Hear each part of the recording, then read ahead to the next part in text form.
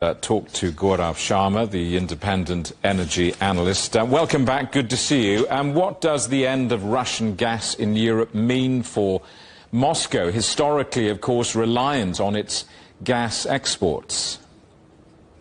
Good to be back on the program, Jamie, and Happy New Year to you and the CGTN team. Well, look, new year, new problems, as your colleague was alluding to in his report. And what I would say is that for Moscow, it is a blow, but the Russian side had actually been financially preparing for this. The Europeans seem to have been, at least what they're conveying right now, seem to be caught out cold with the Slovakian head of state going over to talk to President Putin. I don't see what that would have changed. Slovakia knew it was exposed for a prolonged period of time, ever since the hostilities began in Ukraine. So what we have here is a situation by which about around 15 BCM, 10% of Russian gas is going to be knocked off grid, with Slovakia and Moldova being at the receiving end.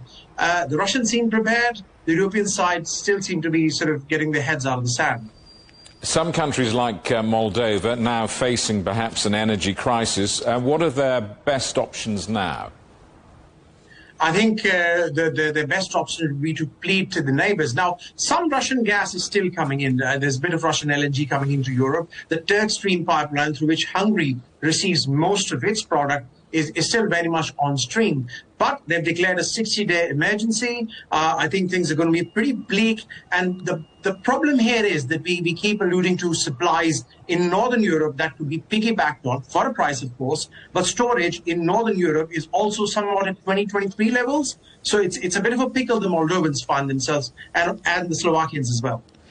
How complex was the process of Europe diversifying energy resources? Look, this is the oldest supply route to Europe. It's been going on for a considerable period of time. Decoupling would never have been easy, and as it has proved out to be. Now, what's gradually happened, if you go top down from Europe, from north to south, gradually countries have been weaning themselves off, reliant on US LNG, for instance, or Qatari LNG, or other sources. The further down south you go, and the more you go towards Eastern Europe, the more difficult and the more expensive it becomes for these countries to wean themselves off. But as of now, they have very little choice but to rely on their northern partners. And there will be some political tensions associated with that.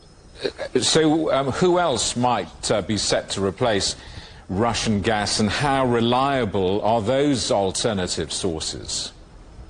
See, the Med can step in, Mediterranean supplies can step in, but for them to come in incremental volumes, there is still a considerable amount of investment required, there's a considerable amount of goodwill required on their parts for that particular gas to find its way, for instance, from North African exporters, for that to find its way to Italy, for that to feed into the unbundled pipeline system that Europe has, and for that gas to ultimately find its way to the likes of Moldova and Slovakia. But there are no easy solutions, and every single alternative is going to be vastly more expensive than the current one. Gaurav, Happy New Year. Good to see you. Gaurav Sharma, the independent energy analyst.